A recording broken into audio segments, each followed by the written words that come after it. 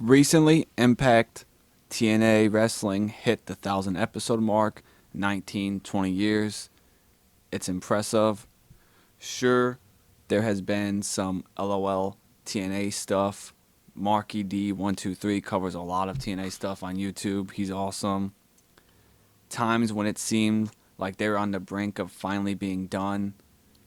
The biggest example probably was that Slammiversary pay-per-view a couple years ago where it was like, hey, we don't have enough money to throw this together.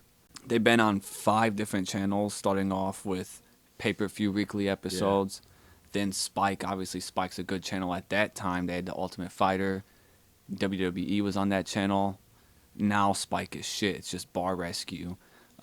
Then they went to a channel that like Destination America, I think they were for a little bit. Yeah, that channel is just ghost stories. Yeah. Like, who's finding wrestling? Like, what's your new audience from that channel is going to be? Yeah. Then they went to Pop. That channel was all right, but again, that channel just showed a bunch of reruns of ER, so you're not really expanding your fan base.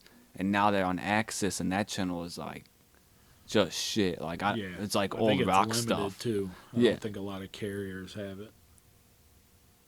Having said all the negative things, like, there's been high moments. That's why they're going to be around forever still. Like, Main Event Mafia, classic.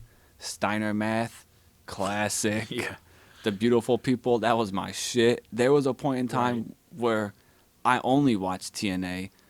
Pretty much right before Hogan, I gave up on WWE and was just TNA for 2-3 years. The best triple threat match of all time, probably. Right. Styles, Joe, and Christopher Daniels. That's not going to get topped. That happened in this company. Right. So I think it's safe to say that they're going to be around forever because of their histories when they're good. Part of that might be because they have to thank one man, Kurt Angle. He gave them credibility to keep this company going forever. My partner is going to talk a little bit more about that, but before he does, make sure you angle slam that like button and subscribe to the page for more great wrestling content. All right, let's talk about like TNA, how it kept going, and who it can thank in part for that. Well, like you said, they started off with those weekly pay-per-views, and I watched a few of those, and it never really like drew me in. And then when they had their own kind of weekly show and started doing regular pay-per-views, it still wasn't really drawing me in. I would watch it here and there. The triple threat match you just talked about, I think that was Unbreakable 2005. I read about that match like the next day, the day after, so I did have to like seek out the replay of that. So that one kind of like brought me in a little bit, but talking about Kurt Angle, I think there was a guy before Kurt Angle that kind of is the reason why Angle went. And I think that's Christian Cage. Christian. If you look at TNA up until Christian came, they would bring in legends and kind of big WWE names, WCW names. But it was more as a feeder system for Jeff Jarrett. Like guys would come in, DDP, whoever, they'd lose to Jeff Jarrett. Kevin Nash lose to Jeff Jarrett. Or it'd be something like the Road Warriors would show up, take somebody out, you wouldn't see him again. So it was just kind of like, oh, here's a legend for the sake of being a legend, not doing anything with them. I know Sting did a little bit with them in and out, but when Christian came, he almost like immediately beats Jeff Jarrett for the world title. And not to knock Christian, but he was just a mid-carder in WWE. And I think him leaving WWE and going to TNA and them almost kind of building around him, putting him in the main event, making him the world champion, I think that's the catalyst for Kurt Angle coming. Maybe it's not the entire reason Angle came. There's probably other things involved, I'm sure, like creatively and the travel and everything like that. But if they could do that with a mid-card guy like Christian, Angle's probably thinking, well, I'm WWE champion.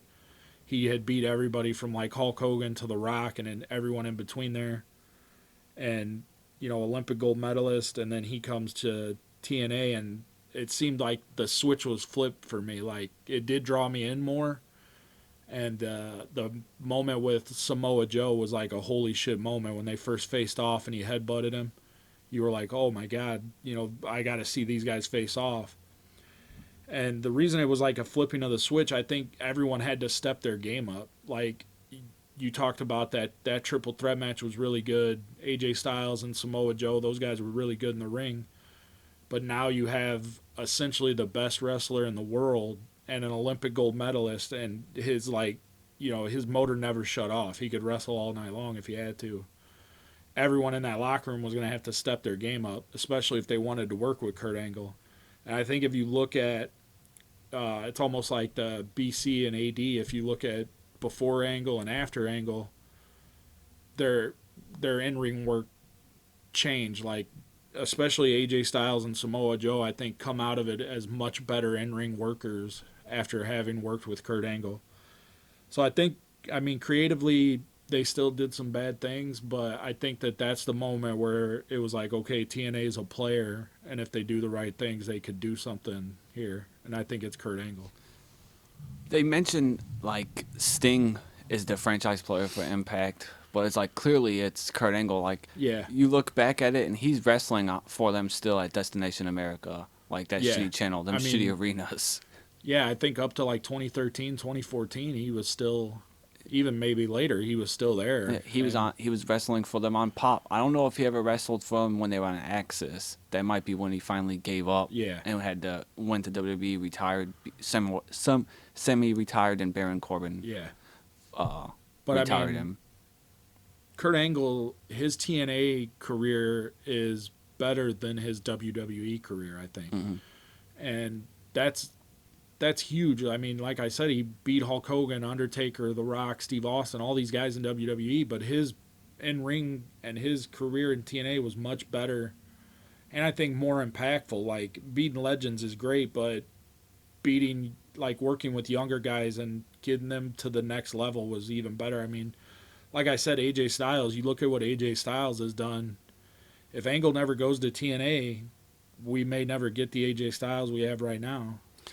Or speaking of great TNA moments, that wrestling match that him and Angle had with the like pure wrestling one where they took the ropes off. Yeah. Because they were both like AJ Styles was a high school state champion.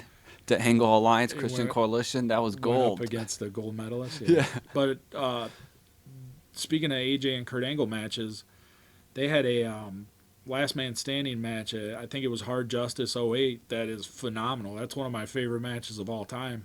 It's a last man standing match, and they don't use any weapons. So you tell me the last time you ever saw that. And it was just like high impact moves. Like they kind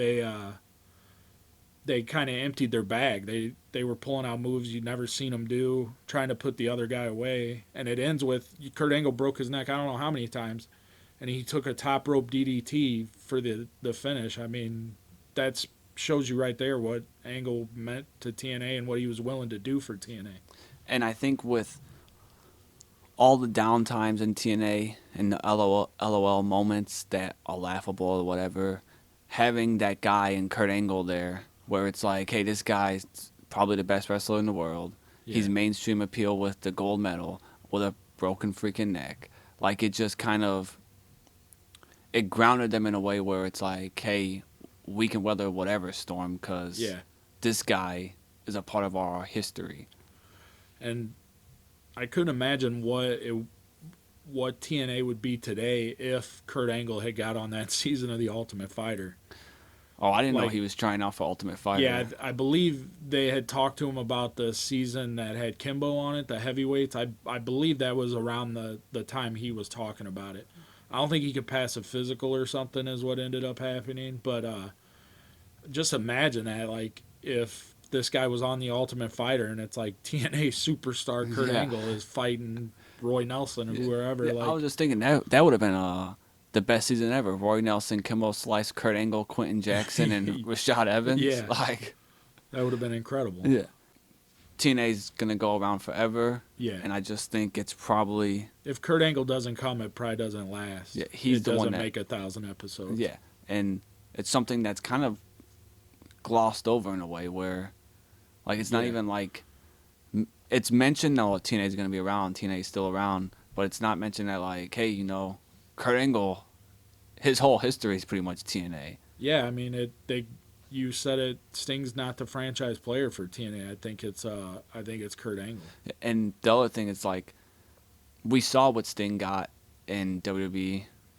Like, did he really have that option to go there? Like, what was he actually going to be able to do in WWE? They weren't going to ever do him right. Yeah, I get what you're saying. Like Sting didn't have a choice. He only had TNA, and where Angle had a choice. Yeah, he could have went back whenever he wanted to. Yeah, Angle going there legitimized TNA. It was like, okay, this is a place people can go. And then later, you get.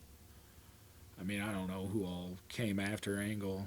They're off all the top of my head, pretty RVD, much, yeah. Everyone Hogan, that left would come back there. You Yeah, Hogan probably doesn't go there without Foley, Flair. Kurt. I mean, so it's like Angle. Christian was the catalyst for Angle. Angle was the set the bar for TNA, raised the bar for TNA. Crossed the line. He crossed the line. All right. In the comments, let us know your views on TNA Impact. Will they be around forever? Do they have to give a huge thank you to Kurt Angle and Christian for allowing them to be around forever?